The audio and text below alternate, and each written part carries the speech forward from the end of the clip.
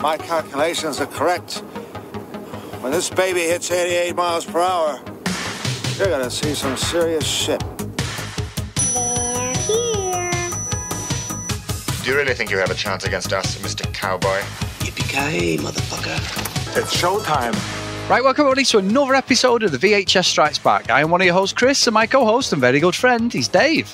Hey there, Chris, and hello to our listeners out there. Welcome to the VHS Strikes Back, the show where we dust off the old video player and go on a nostalgic journey to look at the good and the bad movies of yesteryear.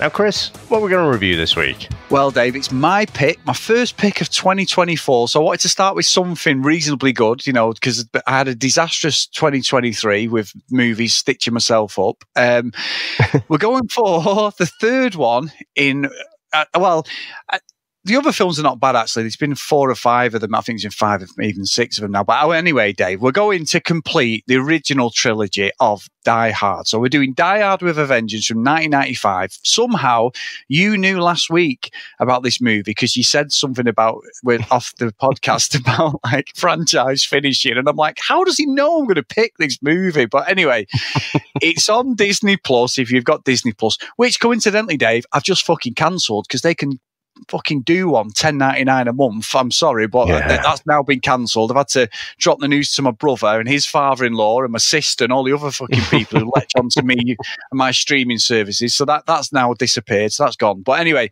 so John McClane is back, Dave. 1995. Where was the first time you watched this, or what do you remember of it? You know, I've got a very Alzheimer's-like memory of this, Chris, because in my head, I remember playing the game of this, and I remember being in the New York cab and then having to drive around, you know, and find different, you know, puzzles and things. In my head, I'm like, oh yeah, I had this on the Amiga, but the timeline does not stack up. I must have had this on the PlayStation or something, but it's weird. I'm really struggling to place this one. So I'd said last week I wasn't sure if I'd actually watched the movie, but I do remember playing the game. I don't think I haven't seen this all the way through. And if I think about it, kind of 95, that was a bit of a black spot in my movie watching timeline. You know, I was a student at the time. Mondays to Thursdays, you know, out every night. It was Mondays rock night down at Arabella's. Tuesday was 50s, 60s and 70s night at Tokyo Joe's. I think Wednesday was student night at Tokyo Joe's. Thursday was student night at the Student Union. So I had my week planned out, and then, you know, the rest of the weekend days I was resting my liver. So I just didn't really watch many movies around this time. You know, I did study a little bit as well. But so this one just completely passed me by. And then I guess once it gets past the kind of, you know, it's not in the public consciousness. I think I started working in Blockbusters 96, I think it was. Was it 96 or 97? It had fallen out. It wasn't one of the newer releases then. It had already, you know, become old hat kind of thing. So, yeah, I just never actually seen this one. And when we were talking about it before the podcast, I was talking about things like Lethal Weapon 3, Beverly Hills Cop 3, and I kind of lumped in Die Hard 3 in my mind, you know, as just being one of those franchise-killing movies. I'd say, Chris, I was probably wrong about that. I probably just, you know, unfairly lumped it in there without actually having ever actually seen it. So I'll give you all my thoughts as we go on. But yeah, I just it completely passed me by, this one, Chris. I mean, how about yourself? Yeah, so for me, Dave, I think I watched it the day it come out on VHS. I bought this on VHS and I always liked it, but I've not watched it for a long time. It must be about 10, 15 years at least, you know, and it was a sort of regular in the sort of Die Hard, you know, you watch the Christmas one, you'd watch, you know, Die Hard 2, and then obviously I'd go with this one. And I always like this one. I always say the second one is my personal favourite. I watched it last week I watched it, and that's what sort of got me going to pick this, to be fair. But the first one's still absolute classic. The first and second are amazing movies. But I do remember like the start of it. I remember bits with Samuel L. Jackson. I remember like being in New York. And obviously this is the first time that John McClane's actually in the city where he's a cop officially. You know, he's actually was a New York cop. So that's the whole pretense. And I think more than anything, watching it now, it sounds silly, but the first two movies are very much, I suppose, in the vein of Beverly Hills Cop, where Axel Foley's Detroit cop, but goes to, you know, Hollywood, LA and all that, and does the whole thing, you know, Beverly Hills Cop and stuff. And then you've got that with McClane, especially the one when he's in like Dulles Tower in the second one in Washington and that, and you've got all that. And it like he hasn't got jurisdiction, but he just does it anyway. You know, very similar to what you see in Beverly Hills Cop. But yeah, I remember enjoying it. I know Jeremy Irons, Simon Gruber, they will have a bit of a chat about that. But it was always a movie that was just Die Hard. It just felt like Die Hard. Like we haven't done. I probably should have done this before we did any of the second Die Hard. I did it for Christmas last year. Die Harder was Lethal Weapon 2. I've watched that so many times, Lethal Weapon 2, but then Lethal Weapon 3 I enjoy, even though for some people they don't. I enjoy the fourth one, which was like the last one. I probably should have done Lethal Weapon 2, really, is my pick. However, with this, I was like, no, let's do it. Let's get it on. And just to see what you think of it, because I was thinking, does it still hold up? You know, it's nearly 30 years old. I mean, I don't think John McClane's fucking Irish jig holds up very well, Dave, in this one. It's definitely a wig that John's wearing. But no, I was looking forward to it, and I'm looking forward to what you think, because there's plenty I think we're going to talk about, especially with Simon Says, Dave. Well, Chris, should we get into our trailer? Let's go.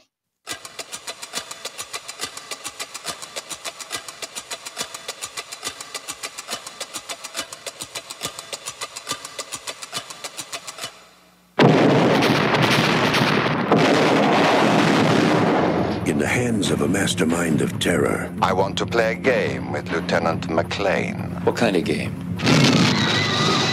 Simon Says. The path to revenge leads straight to John McClane. If we don't do it, this guy says he's going to blow up another public place. Why me? What has he got to do with me? I have no idea. He just said it had to be you. It's nice to be needed.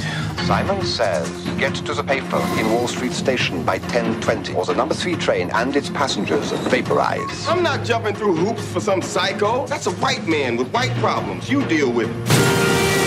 Where the hell are you going, McClane? I know what I'm doing. Not even God knows what you're doing. This guy wants to pound on you till you crumble. Are you aiming for these people? No. Well, maybe that mime. He wants you to dance to his tune and then kill you. Oh, dear. You don't like me because I'm white. I don't like you because you're going to get me killed. On May 19th. This is a bad idea. Ladies and gentlemen, I'm a New York police officer. I'm going to ask you to calmly and quietly start moving towards the other end of the car. When the theater goes dark. Trust me, guys.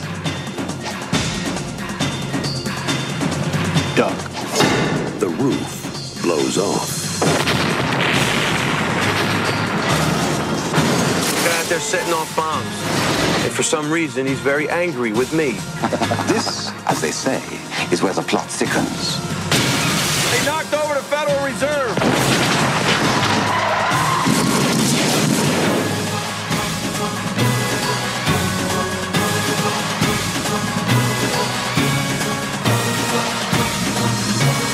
Bruce Willis, Jeremy Irons, Samuel L. Jackson.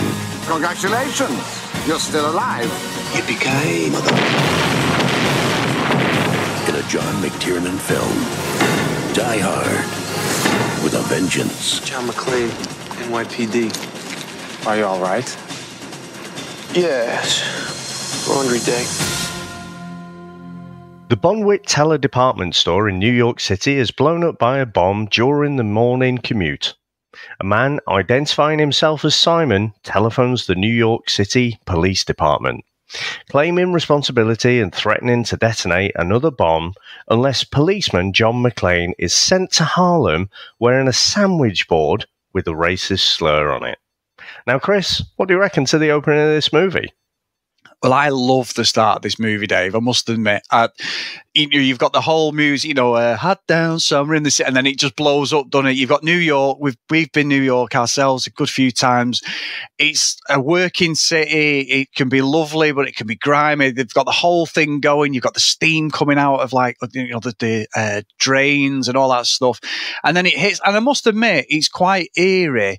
Whenever you watch a movie now where there's this sort of thing in, knowing that. Obviously, unfortunately, 9/11 happens a few years later. It's always interesting seeing how these movies were made. And I know that there was the Boston bombings as well. People worried about, like, when they made the movie, that there was unfortunately bombings in Boston. Would this sit right? Boston?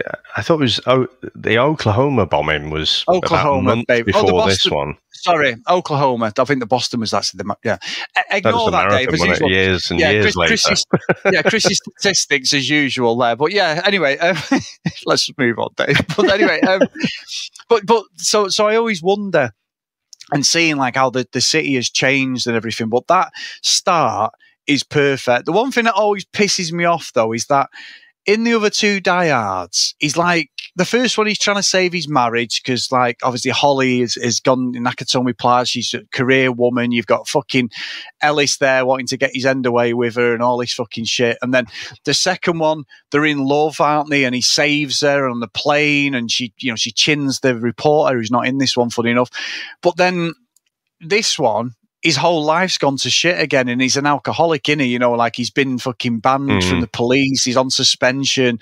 But I do like it. I love the start, and I never realised, only reading up on the stats, but when he gets dropped in Harlem with the racist boredom, which apparently was actually CGI, Dave, because they couldn't put that on because they were actually worried when they filmed in Harlem, people would think it was a real like a real thing, and he could get attacked. I never knew that.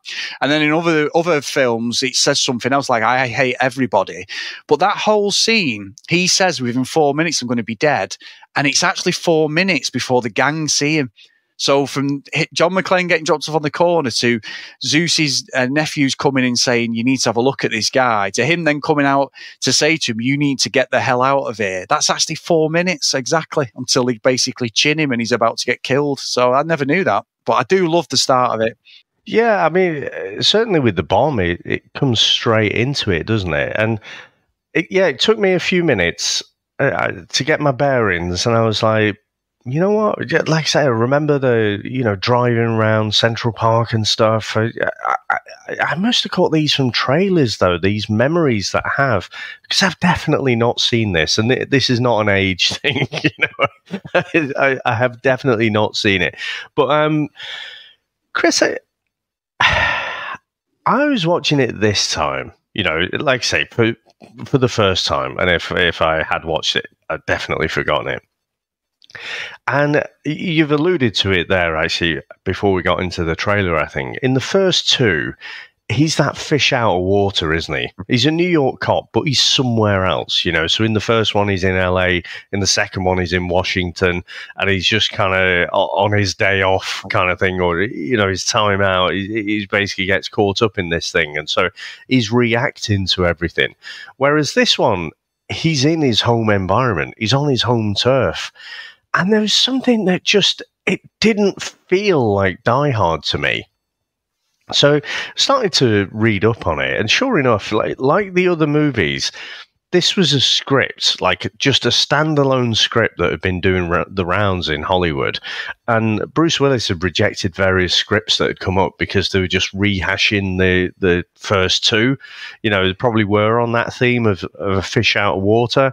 Whereas this one, it was doing the rounds. And then it got rewritten to be initially a Lethal Weapon movie. Yeah. And then, after that, it got into the hands of the right people, and then it sort of becomes a Die Hard movie. And I guess watching it this time, I'm thinking like, John McClane he's almost like Remo Williams, isn't he? Or he's like, actually, I think the first half of this is almost like Batman going up against the Riddler. That's how I was watching it this time. He's just that superhero before the MCU started to dominate cinema. So yeah, that was my first feeling was, okay, this is this isn't what I recognise as Die Hard. It's not a traditional trilogy, you know, where it wraps up something. It's just this standalone script, standalone story where you have this hero, you know, this comic book hero, John McClane, just dropped in the middle of there. So, yeah, I thought it was interesting. I think the fact that, you know, there's no messing about, you're straight into there. I was a bit fucking shocked, if I'm honest, you know, when he gets dropped off and you see what's on his sandwich board. It's like, fucking hell, you know? Yeah. And obviously you get the interaction. You can see Zeus, can't you? Talking to the kids, he's trying to bring them up right, you know, study at school, you know, who are the bad people, who are the good people and stuff like that. And what I don't buy, though, is John McClane is stood about 20 yards away from these blokes. Zeus can have this whole conversation, you know, the kids point out, you know, the fact that he's stood there. All the while, the guys are 20 yards away, not seeing him. Suddenly, Zeus goes to speak to him. Now, in the eye line, from where those guys are stood, Zeus is stood in front of the sandwich boards. But suddenly, they can see around him and see what he's got written on the sandwich boards, and then you get the whole kind of kickoff and stuff. So, you know, I know I'm picking nits straight away there, but yeah, I just thought that was a bit off. But it was still interesting where you have these two kind of characters put together. And I do have to say as well, you know, so this was after Pulp Fiction, wasn't it? So he'd already, Samuel L. Jackson had already sprung to prominence. And apparently Lawrence Fishburne was negotiating his salary for this. A bit like last week when we said about Charles Dance being cheaper than Alan Rickman. You know, basically Samuel L. Jackson was cheaper than Lawrence Fishburne. And so Lawrence Fishburne ended up suing the studio because that was supposed to be his role, apparently. But after, you know, the producers saw him in Pulp Fiction, they were like, oh, we need this Samuel L. Jackson character. And I do have to say, I think he plays a brilliant role because he is not the fucking sidekick. You know, he, for me, is shoulder to shoulder with McClane, and he's not taking any shit from anyone. No, and it's funny you say Lawrence Fishburne. He must have hated Samuel L. Jackson in the 90s because I think he wanted up for the role in Pulp Fiction, and then Samuel L. Jackson got it as well. So I'm sure that's what we want, some of the research. But I'm with you on this. So I'm going to nitpick on it, Dave, definitely, because one thing that always bugged me is the fucking police supporting cast are awful. You've got the captain with the moustache who's fucking, he's absolute wet lettuce. The other guy who looks Latino, he's actually okay. He's like the sergeant or whatever. He seems to have a bit of steel behind him. The girl who looks like fucking Harpo Marx with that fucking weird wig just looks completely out of place. And then you've got the geeky guy who almost looks like that guy at Jurassic Park who's the bomb disposal, but they're all dead weak. Like he was going, Charlie, you know, the captain doesn't deliver. For New York, you needed the captain like we watched in Last Action Hero, didn't you? Yeah. You know, that sort of like no messy, no bullshit captain who is shouting, telling everyone, I'm the boss, you respect me. He's popping at McClane, but he knows that McClane will get the job done. Whereas I've always had a problem with the captain more than anything, and that weird woman with the Harpo Marx haircut. I don't know what that fucking curly wig's all about at all. She's so unconvincing. How she must have been related to the fucking John McTiernan or something. I don't know how she ended up in the movie. She's fucking awful. But what always bugs me about this movie is I love John McClane and Zeus, Samuel L. Jackson, Bruce Willis, fantastic as together. It's almost like Lethal Weapon, in it. The dialogue, they bounce off each other. He's a fucking hardware store owner, right, in Harlem. There's no backstory. Like if we'd started the movie off that, you know, Zeus is some fucking ex-Vietnam veteran, and you know he gets injured in duty, and we get like a little bit of a drop, or the two nephews walk into the shop and they go, "Oh, Uncle, I see you've got your medals out again," or just some little bit of a breadcrumb to go, hang on a minute, this fucking guy's got a bit a little bit about him. No, he's a hardware store owner who sees this, this racist slur. He goes out. McClane says, I'm a cop. His two nephews are still around about these gangbangers anyway. But then he decides to jump in the car with him. And even though he knows it's about, leave his store. Leave his store. And he says, my store's going to, his two nephews are in there. So what's happening to them? And then he goes on this fucking adventure with him, doesn't he, from nowhere? And I'm not being funny, Dave. We all like to think that we'd be superheroes and that we'd, if something like that happened, you'd be the first one to step up. But we've got fucking families, it's like, unless you were in a corner where you were like, it's me or you, we've got to fight to the death, or I've got to get away from this. I've got to, somehow I don't want to be in this situation. I want to get back to my family. I don't want my kids being orphaned or whatever. Fair enough. But no, he just goes on it. And I don't think it's a bad thing, because I think Samuel L. Jackson, he's fucking brilliant in this. I think he steals the movie, from being honest. I think he's excellent in this movie. But them leaps are bullshit. And then the bit where obviously they meet Simon and he's with him and he's going, oh, you've got a new friend there, McClane, and all this. And I think Jeremy Irons' fucking Hans Gruber accent is fucking bobbins. Simon said it's bobbins. But I do love the bit where he's got to get like 15 blocks and there's a line that he says, McClane, I've always loved that about this movie. And he says to him, he goes, how are you going to do it? He goes, it's like a quarterback, and all this. And he gets the ambulance, doesn't he? And they're chasing the ambulance. But chasing the linebacker, I think he says, something like that. Yeah, linebacker. I love that. I love that whole interaction to get across New York. But what gets me is, Dave, when they split up, is how easy it is to lift up a drain and jump on an underground fucking train in New York. McClane just comes up, picks the fucking drain up and goes, this is a bad idea, and jumps straight on the fucking subway fucking truck. Now, I'm not being, how bad New York is for crime in that, Dave. Surely any fucking person would just be picking these trains up, wouldn't they, and jumping on the fucking train. That is watching it now, it is utterly ridiculous. But as you've said, it's an MCU movie before, because McClane, once that vest is on show, it's like fucking Superman. He is indestructible, John McClane. Fucking brilliant. And he's got the dad bod as well, which I always respect about Bruce Willis. He's never ripped up, is he? He's just in about shape, and he's in that 20-minute cardio in the gym shape sort of thing with a couple of 10K dumbbells, Dave. But it works, doesn't it? It works. But I love McClane. I love this movie, but there's loads of things watching it now where you're like, fuck off, I'm not having that. So anyway, I've had a bit of a rant. Brilliant. I guess I feel like there is some backstory that could have been there for Zeus, but I felt like, particularly with the style of glasses that he was wearing, I don't know if they were channeling like a Malcolm X type thing. He quite looked like Malcolm X or Denzel Washington playing Malcolm X. I wasn't sure if they were going for that.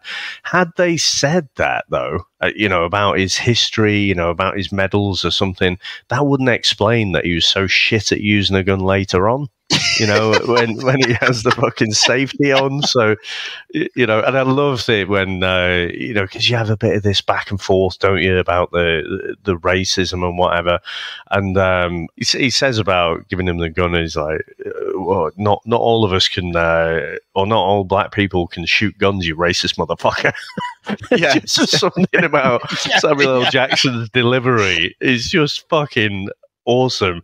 But this movie, right, it's a bit of a funny one. It's almost, for me, this is almost two different movies. The first bit, like I say, honestly, I could see Adam West and Robin, Adam West Batman and Robin, Burt Ward, running around New York City trying to solve these puzzles.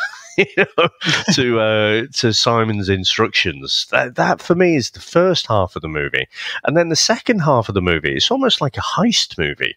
You haven't seen all of the planning section, but you're seeing the execution of the heist. And, John McClane and Zeus are trying to like foil them and stuff. But it's just interesting. It's almost, I didn't look at the timer, but it does almost switch. It's like two movies glued together.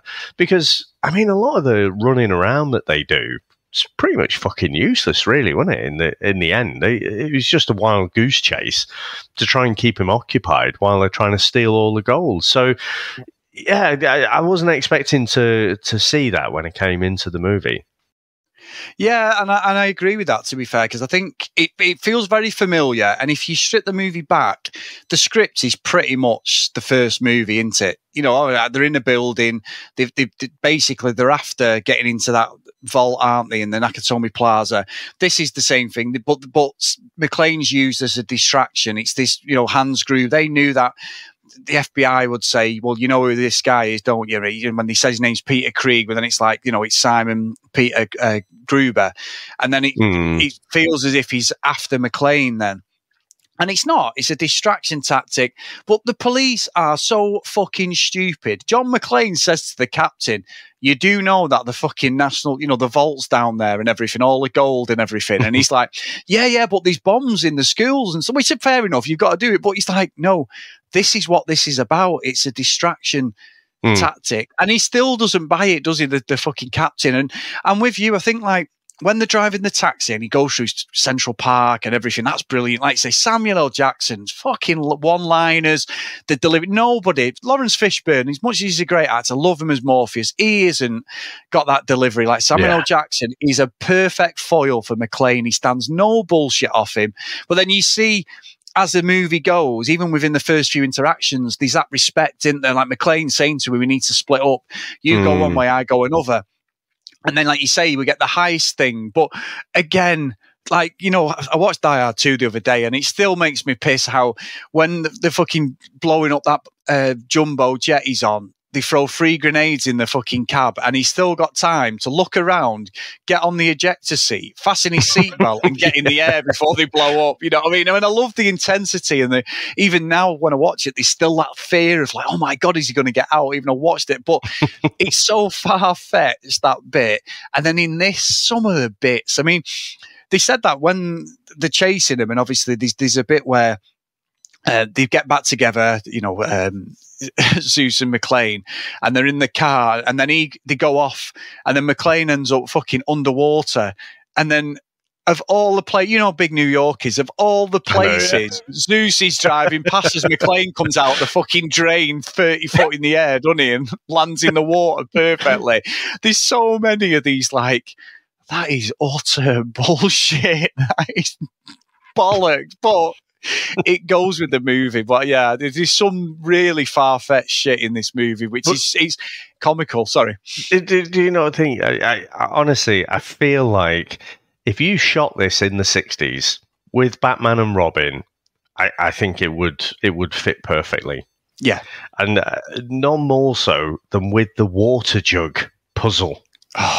So you've got this 5-litre jug and this 3-litre jug, but you have to basically put it on this balance. So you have to put exactly 4 litres. You know, you can't guess it, you can't half-house it, because you know the weighting device would you know, if you put the wrong weight on, you know, it'd trigger the bomb. I was like, fucking hell, this is a Riddler sort of thing, you know, and Batman would be discussing it with Robin, you know, how would they do it?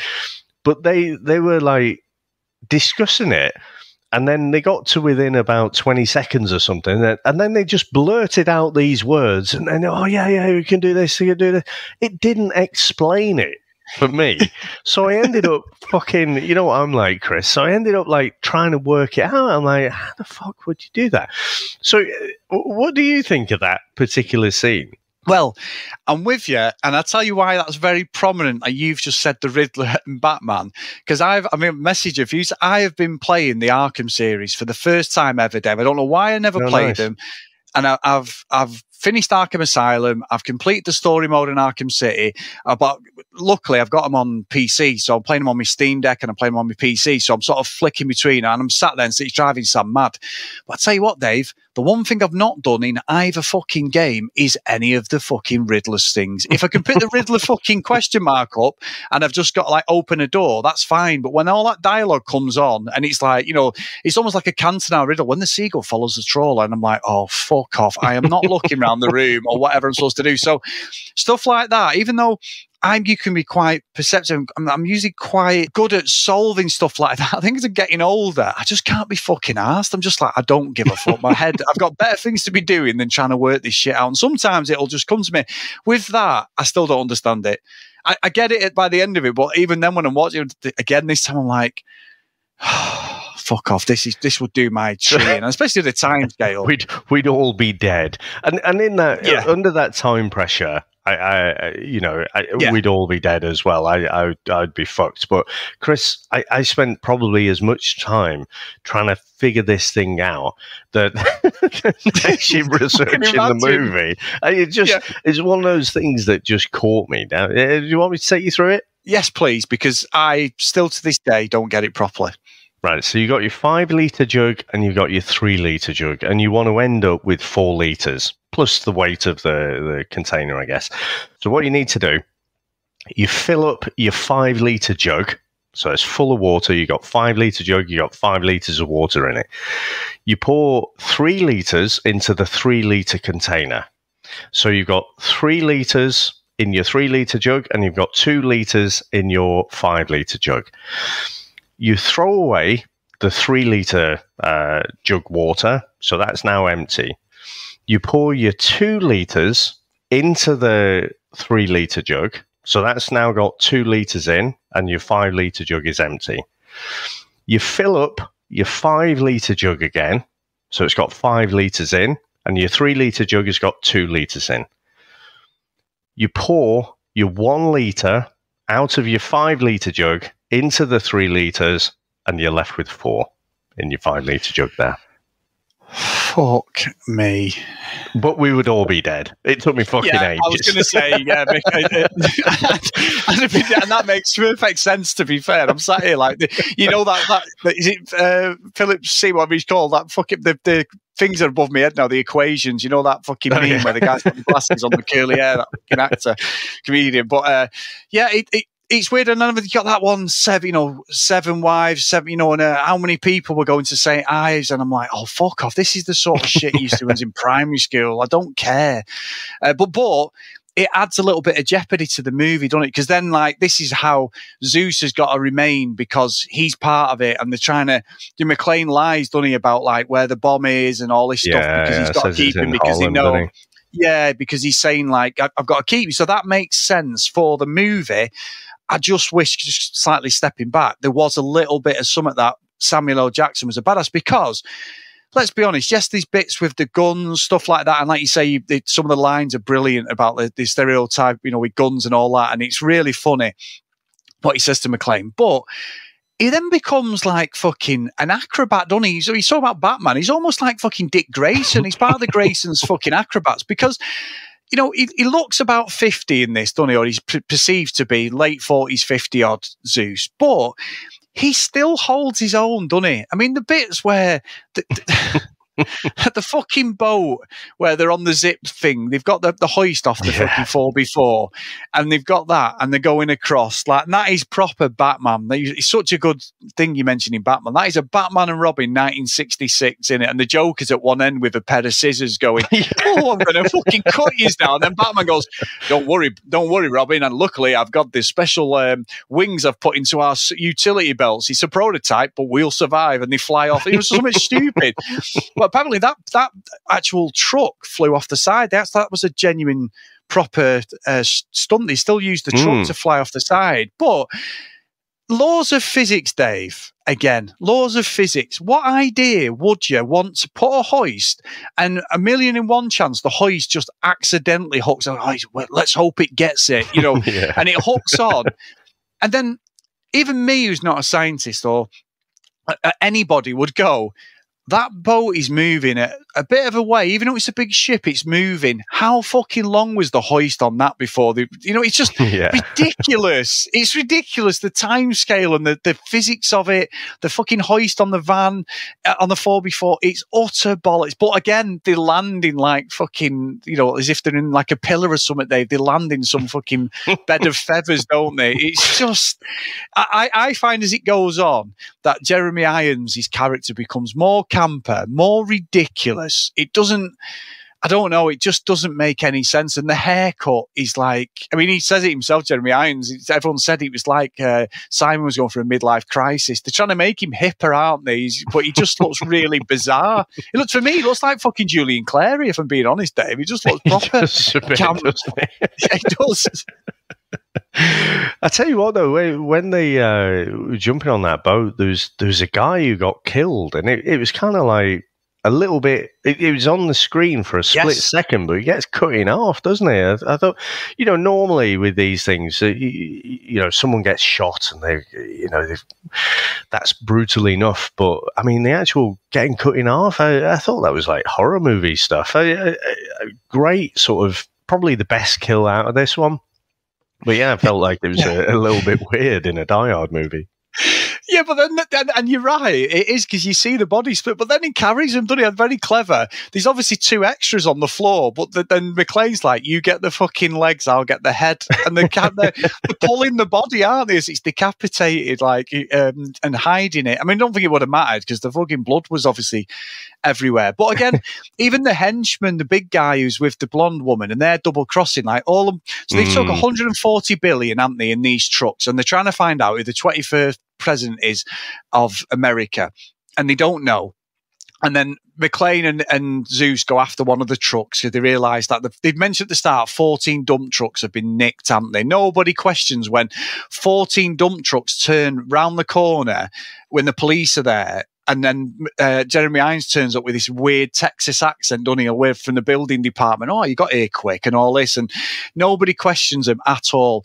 One of my favourite scenes, just off the back of that, though, Dave, is when they're in the lift. McClane goes in the lift with the two fake coppers, doesn't he? And you've got the big copper as well, the big guy. And then he sees that it's sort of like the German or Russian guys took the badge of of a cop who he knows. And then he kills. It's almost Captain America, isn't it, in the lift? But he shoots all three of them. Yeah, I know it totally is, and I it's funny watching it, this way around, where you've seen Captain America: Winter Soldier and the whole lift scene, and then I saw this, and I was like, they must have totally stolen that for Captain America. It's so similar. Obviously, it's a bit more fucking brutal, isn't it? And I watch it now, and I'm like, I don't really understand why the guy doesn't shoot him. He's literally got the gun in McClane's midriff.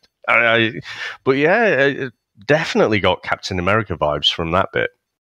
Yeah, and you know what, Dave? It's funny, and I agree, completely agree. That's the first thing I thought. But McClane, he doesn't shoot McClane, because at first I was like, why is he not shooting? When you look, McClane's got one to his throat. So you don't see it till the last second. When he's saying, put the gun, don't shoot, or whatever McClane's saying, he's actually got a gun to the guy's neck, like there, or his throat. And that's why there's that bit of a Russian standoff. But it does look weird at first. It's like, he's just killed 3 people. Why wouldn't he shoot you? Because you're going to kill him, But I do like Bruce Willis when McClane's vulnerable. When he's like that, when he looks like he doesn't just get up like he's untouched like a superhero movie. I think Bruce Willis is very good at playing that. He's just got that. He's got almost like a pluckiness and a will not to die, and that's obviously Die Hard. But you understand what I mean? When he's not the toughest, he's not, but he's got this inner toughness about himself where he won't back down from people and that. And when that scene and they all fall out the lift and he's like panicking, innit? You can imagine the PTSD afterwards, even though he's seen it, been there, got the T-shirt. I don't know. There's always something I like about him when he's playing McClane, when he has these vulnerable bits where he's sort of killed people, but he doesn't really want to do it. Whereas you look at, I watched Lethal Weapon the other day, Martin Riggs, and he just fucking takes everybody out. There is no fucking bother. He'll just kill any fucker, gets in his way. But you know what I mean? I do like that portrayal of McClane when he brings that into the movies. I need to watch Lethal Weapon again soon. I missed it this Christmas, but I always think of the bit where he just starts legging it off down the highway. I still laugh at that. I love it. Six pack. It's fucking legging it, and Murtaugh's going, the freeway. He's gone on the freeway, and it's like he's driving a fucking Audi or something at that point, or a bit later on. It's like, why are you gonna? You're not going to catch him. It's ridiculous. I know the traffic's bad in LA, but fuck me, yeah. I mean, it's like fucking Mel Gibson's an Olympic sprinter, and Martin fucking Riggs is some fucking Olympic fucking fucking triathlete. Usain Bolt. Fucking brilliant. But I do think that is one of the consistent things, isn't it, with John McClane, that, you know, he's not this superhero. I mean, you put it in real life, and obviously he would be out on his feet. But yeah, having him kind of injured and then carrying that through to the next scene. Chris, we haven't mentioned it for a little while now, but No Retreat, No Surrender 3, when Lauren Avedon gets shot in the arm.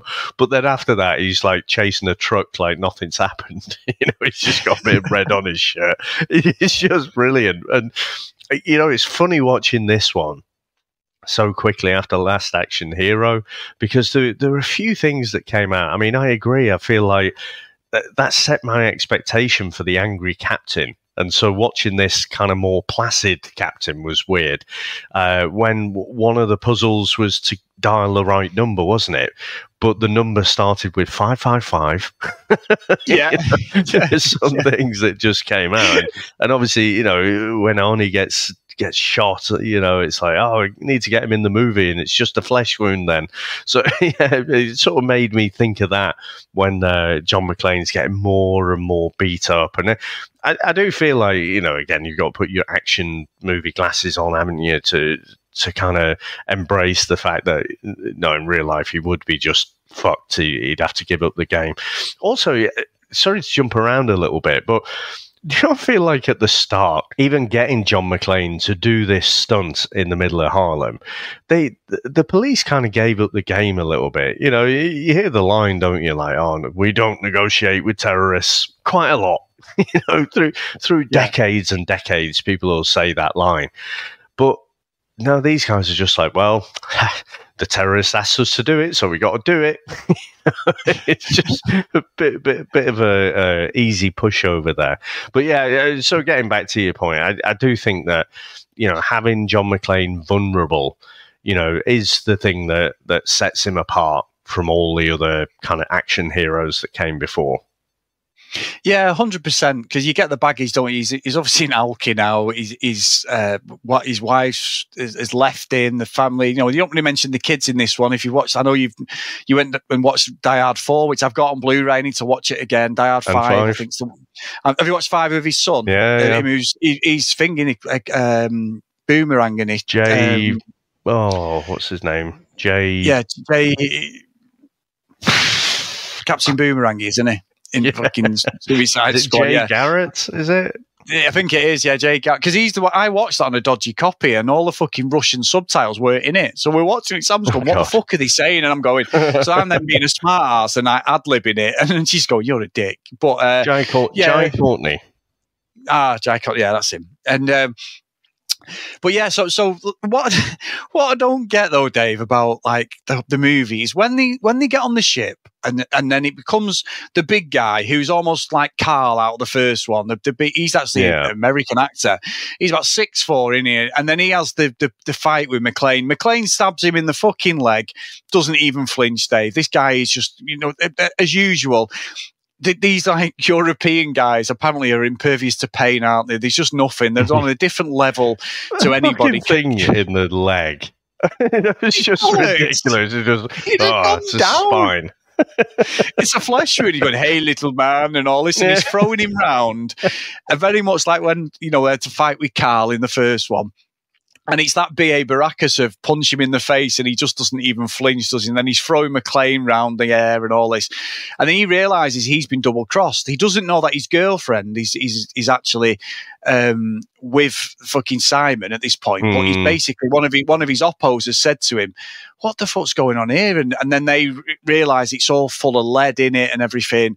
And when he does kill him, and then McClane goes after like Simon and fucking, you know, you get that weird sex scene, which apparently John McTiernan threw in the movie because it was an R-rated movie. So we thought, fuck it, let's have a sex scene, which completely goes against anything in the movie. But surely the guy getting cut in half would have been enough for the R-rating. For the R, yeah. So yeah, that's true.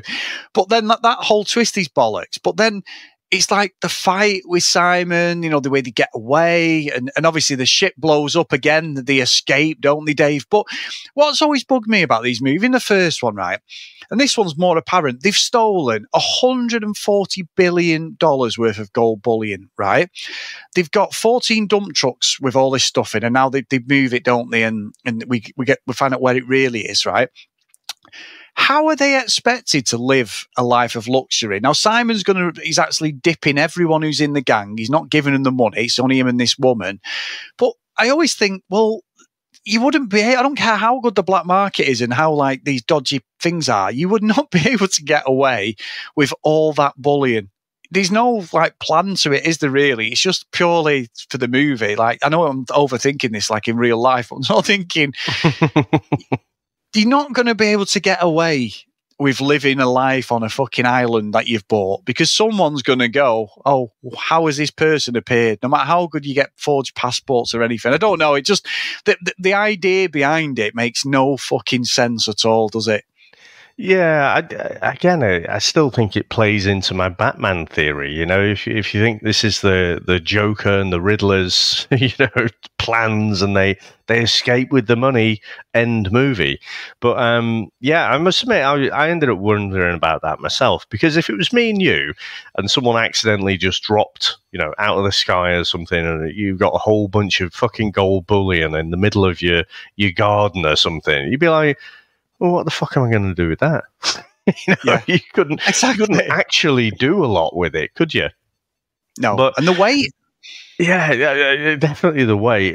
But I guess they hint to his kind of previous military, and they're all a bunch of mercenaries, aren't they? So you'd imagine they've got contacts to lots of kind of terrorist organizations and stuff. So they would probably be able to shift that, I would think. Yeah, but possibly. It's like you were saying, like about you did the riddle, you know, the liters and all that. That was the one thing that always bugs me. I'm sat there thinking, well, this just wouldn't happen, would it? But I can't see him got a fucking cash converter and dropping the bullion in, Dave. You know, taking a bar in every week. How much going to give me for this, mate?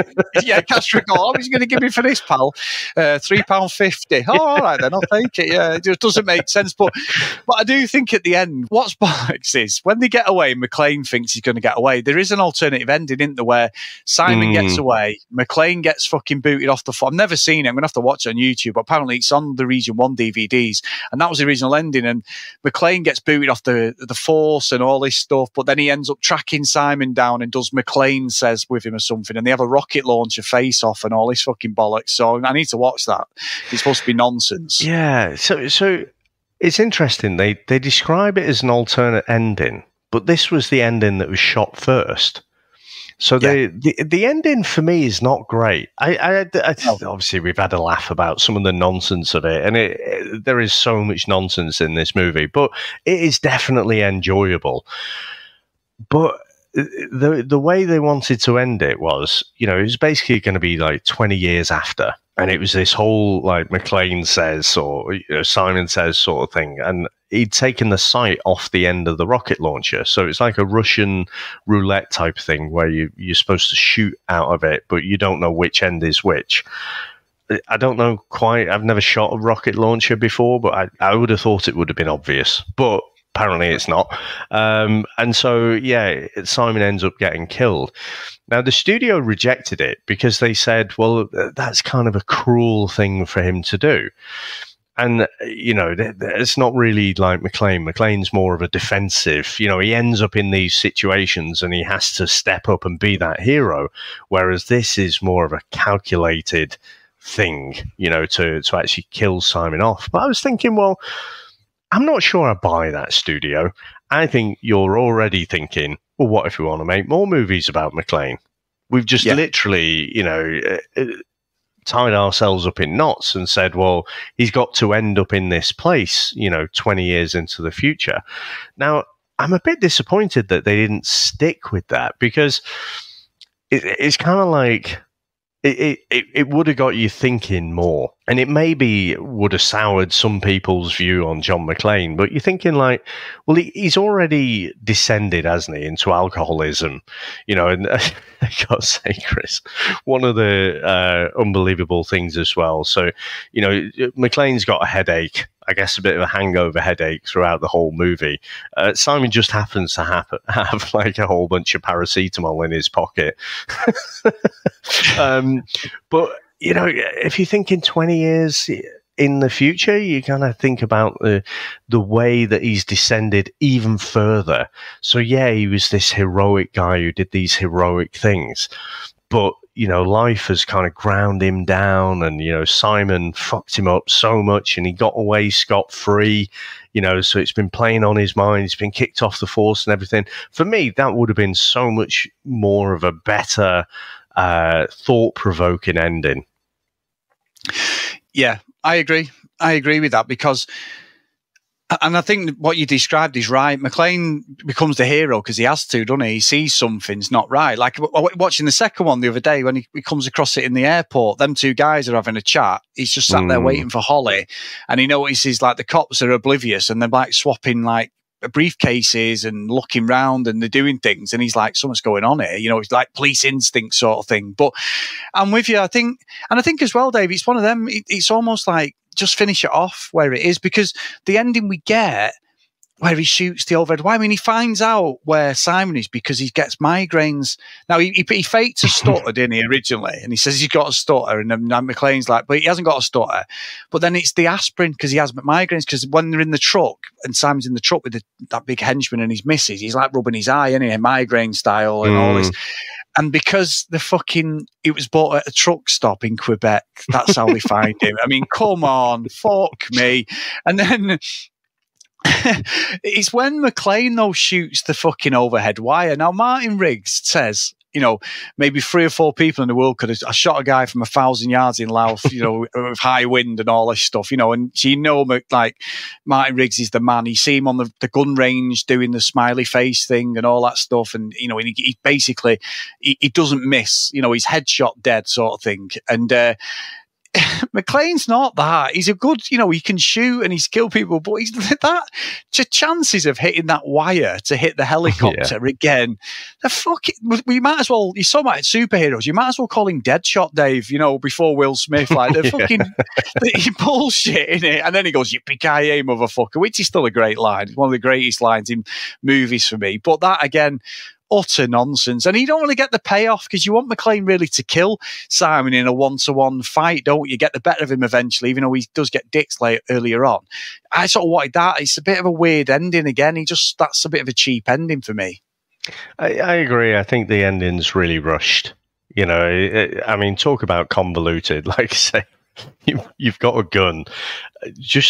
I mean, I think he had line of sight. He could have just shot Simon, I'm pretty sure, instead. Yeah. If he can actually shoot the fucking cable, he can shoot Simon. Yeah. But yeah, so for me, it seemed like a little bit rushed. And, you know, I did get like I was saying about Batman, but also a bit of a James Bond villain kind of feel to it as well. Yeah. I think from this, you know, and so I don't know, maybe just shooting him wouldn't have been satisfying enough, so you have to have this spectacular kind of ending. But yeah, for me, it's a weird choice. Now, I will say, you know, I enjoyed the movie as a whole, but yeah, for me, the ending does fall a bit flat. No, that's a good way to go into that, Dave, as well. So shall we get into our scores, Dave? Let's go.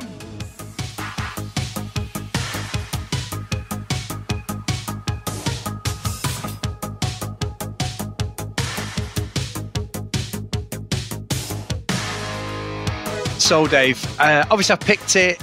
You know, we've had a right laugh. It's going to make me tickle this. That fucking 3 litre, 5 litre things just baffles my head. I'm so glad you explained it. It was just nonsense. But could you repeat it, though? That's the question. Dave, no. And this movie came out in 95, and fucking 28 years later, I'd probably still be sat here trying to work that out. We would have been well in heaven with fucking God, fucking drinking Jack Daniels or something. We'd be dead. But no, I am with you. I thoroughly enjoyed this movie. It feels like Die Hard. It's within the world. I love John McClane. He's one of my favourite action heroes. It's ridiculous again. You know, the white vest's on. It's brilliant. He puts it on, and that's his armour, really, more than anything. As I say, I love the vulnerability of the character of McClane. You know, he isn't like indestructible. He's not the Terminator. But because I'm watching Thing at the moment, I'm watching Reacher at the moment, series 2, which is phenomenal. But also, Alan Ritchson, who plays him, he's 6'3", he's supposed to be 6'5" as Reacher. He's not the Tom Cruise. Dave, he's not really had a fight where he's got levered off someone because he's so fucking big, you know, like, but I love the series. It's one of my favourite series. I'd recommend watching it. This 5-episode series 2. It's a great show. I really, really enjoy it. But with this McClane, he has that, if you're going to fight someone to the death, they've got to be bigger than you. They've got to be twice the size of you. They've got to have something about them that makes them tougher, you know. And I buy all that with this. I get that. And but some of the stuff is nonsense. Zeus, there's no way Zeus would have just fucking decided to become a cop for the day and fucking solve this fucking massive fucking, as you say, sort of heist that's going on. But it is a great movie for me. So I'm going to put it at Hill Valley, I think, Dave, right in the middle, top half of Hill Valley, almost put it into Pleasantville. And I would definitely watch this again without doubt, because it is a great movie. It's just stupid. For the purpose of what we do on the podcast, it's made me piss watching some of the nonsense. and Jeremy Irons, his fucking accent is awful. But anyway, but there you go. So what about yourself, Dave? So I am surprised, especially given this was your pick. I thought this was going to Pleasantville, but I enjoyed this way more than I thought I was going to enjoy it. I don't know where I've got that perception that Die Hard 3 is not very good. And like I say, the fact that I haven't watched it is probably just more to do with me and where I was in my life in and around that time when it would have been on certainly the cinema and later on video. Yeah, I guess it took me a while to get my bearings, good sort of 10, 20 minutes, because I'm used to John McClane. So the first two I saw loads of times. And so my perception of John McClane is that fish out of water. So it was slightly puzzling to see him on his home turf, you know, and the fact that obviously the second one, it finishes like him and Holly are all going to work out, and then you see him like straight away. He's, you know, in this terrible place, it seems, been suspended from the force, even though, you know, the captain seems to have a kind of casual view to that. But, and then you straight into Harlem with that fucking racist sandwich board that he's got on as well. It's like, what the fuck is going on? And, again, it takes like half of the movie before you actually see what the dastardly plan of Simon actually is. So, yeah, I was in on this. So much so, Chris, that I did decide to finish off the whole Die Hard series. So I hadn't watched the second two as well. Like the fourth one's mostly with his daughter, and then you get the fifth one with his son in Russia, Jai Courtney, as we established before. So, and I have to say, I think I'm not with you with the second one. I think we disagreed with this when we covered the second one last year. But I don't think the second one is that great a movie. I think the first one is the classic. And having watched them all now, I still hold that first one up as being, you know, the almost perfect action movie that, you know, it stands out ahead of all of the other sequels. But second to that, I think I'd put this one. I think I enjoyed this one a lot more than the second one. It is, obviously, we poked a lot of fun at it. It is a lot of nonsense. I still feel like it's almost two movies glued together. The fact that it was this standalone script and then they just kind of inserted John McClane in it, that makes sense to me. But yeah, I think the action was really good in this. I think the chemistry between Bruce Willis and Samuel L. Jackson is great. Some of the dialogue is a bit clunky. You know, this is early in the 90s, you had all like the LA riots with the Rodney King stuff, didn't you? A lot of racial tension, you know, throughout America at that time. And so some of it where John is accusing Zeus of being racist, I thought it was a bit ham-fisted, to be honest. But yeah, I really enjoyed this one. Having said that, I can't put it quite into Pleasantville. So I'm going to sit with you, I think, in Hill Valley as well. But definitely well worth a watch. And yeah, I enjoyed it way more than I thought I was going to. Oh, good stuff, mate. Good stuff. Now, Dave, obviously, bear in mind, I've served up a good one for you. I'm fully aware that it's your pick for next week. So what are we doing? Because I still don't know what we're doing next week. Well, Chris, I can't say I'm going to return the favour. And this isn't a kind of hitch up or anything. However, I do have to say it's... Yeah, this is going to be something a little bit different, Chris. So and I don't even know why I'm picking it myself, right? But this is one of those shitty movies that I just ended up, I think, copying off TV, and it might, I don't know whenever it was shown. It's some weird themes in it, so it probably wasn't a Sunday afternoon one. But I've somehow ended up with this thing on tape, and it's a late 90s, so it's a 1989 film. And yeah, I'm going to be intrigued what you think of it, watching it for the first time. But Chris, this is the 1989 movie Skin Deep. Now let's get into the trailer. I don't know what to say.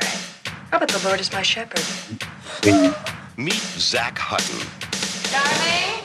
After 10 years of marital bliss, his luck is about to run out. Come on, Angie, for God's sake. Oh. He's been thrown out, and he's about to discover that being single can be dangerous.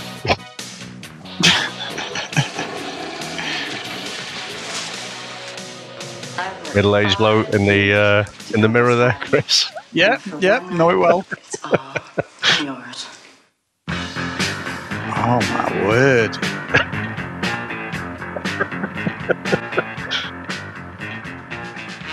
How do you feel about that? You're gonna rip his dick off there, Schwarzenegger.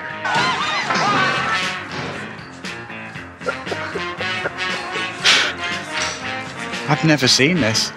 No, I'm not surprised. I recognise the guy. I recognise the guy. Oh yeah.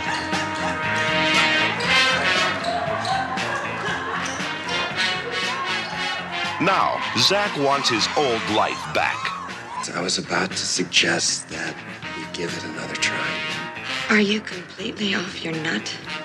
And he won't take no for an answer. Is this a bad time?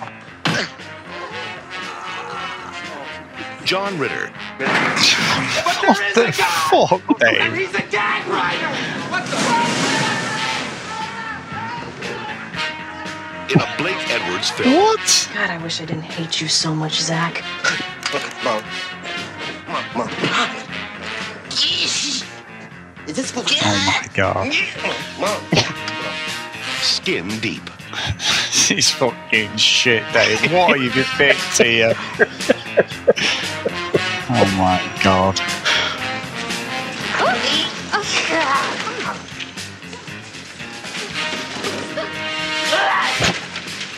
What the fuck is this?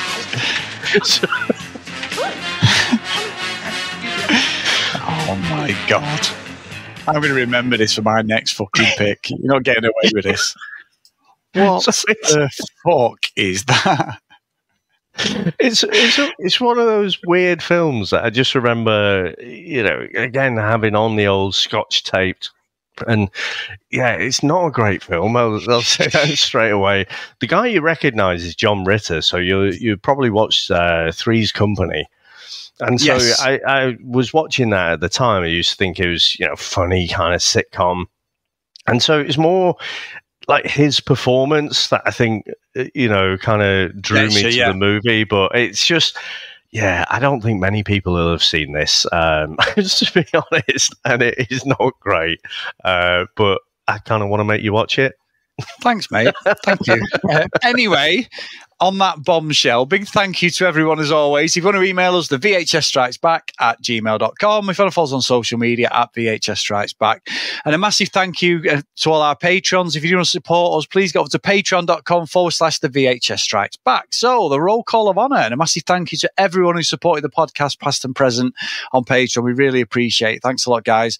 Is Lee, Helen, Dylan, Stephen, Trent, Dan, Justin, Susan, Timothy, Matt, Heath, Kent, Lucky Lulu Green, Herbs, Jacks, Math, Blake, John Hammond, and Mr. Tony Farina. So thank you so much for all your support, guys. We're into 2024. I tried to be nice.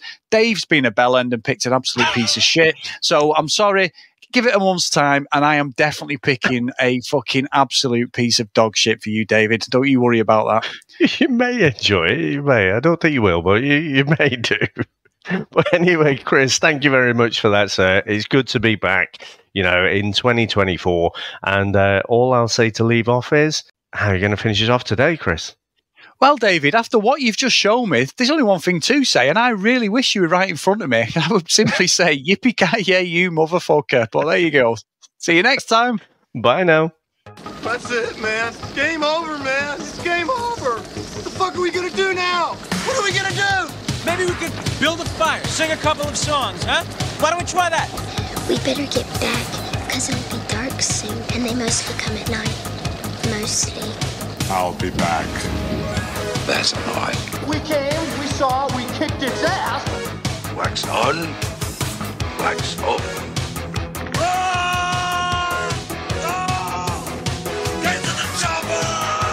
One ring to go. All right. Ding, ding. Bust you up. Go for it. Well, here we go. Ain't so bad. Ain't so bad. Ain't so bad. Come on, ain't so bad. You ain't nothing. Come on. You must be crazy or something. I'm crazy. You just a stupid. Yeah, maybe you're crazy. I ain't breathing heavy. He's a fool. He's stupid. I seen you at 6.